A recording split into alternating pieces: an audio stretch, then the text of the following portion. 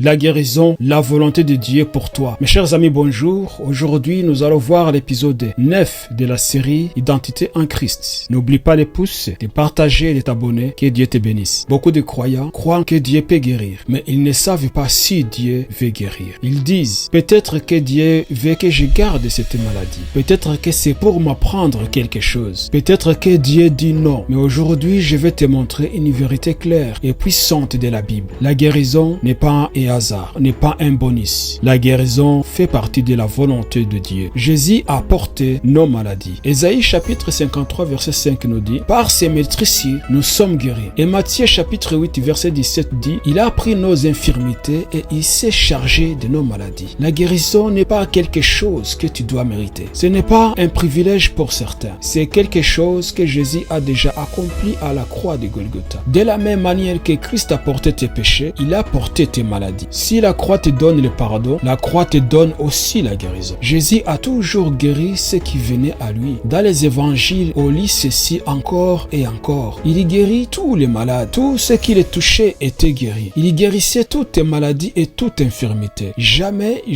Jésus n'a dit, ce n'est pas ma volonté, ce n'est pas le moment. Garde ta maladie, c'est un plan de Dieu. Jamais. Lorsque tu regardes la vie de Jésus, tu vois parfaitement la volonté du Père, la volonté de Dieu. Dans Jean chapitre 14 verset 9, Jésus a dit, celui qui m'a vu a vu le Père. Donc, quand tu vois Jésus guérir, tu vois la volonté du Père. Alors, comment recevoir par la foi? La guérison se reçoit de la même manière que le salut. Par la foi, avec simplicité, en acceptant ce que Jésus a accompli. Et voici comment. 1. Crois que la guérison est déjà acquise. Tu ne demandes pas à Dieu de faire. Tu reçois ce que Jésus a déjà fait. 2. Déclare la vérité de la parole. Mets la parole dans ta bouche. Par ses meurtrissures, je suis guéri. Il a pris mes infirmités. La vie de Christ coule en moi. 3. Résiste à la maladie comme tu résistes au péché. Lorsque les symptômes viennent, dis, je refuse cette maladie au nom de Jésus. 4. Garde tes yeux sur Jésus, pas sur les symptômes. La foi regarde à la croix, pas aux sensations du corps. Parfois la guérison est instantanée, parfois elle est progressive.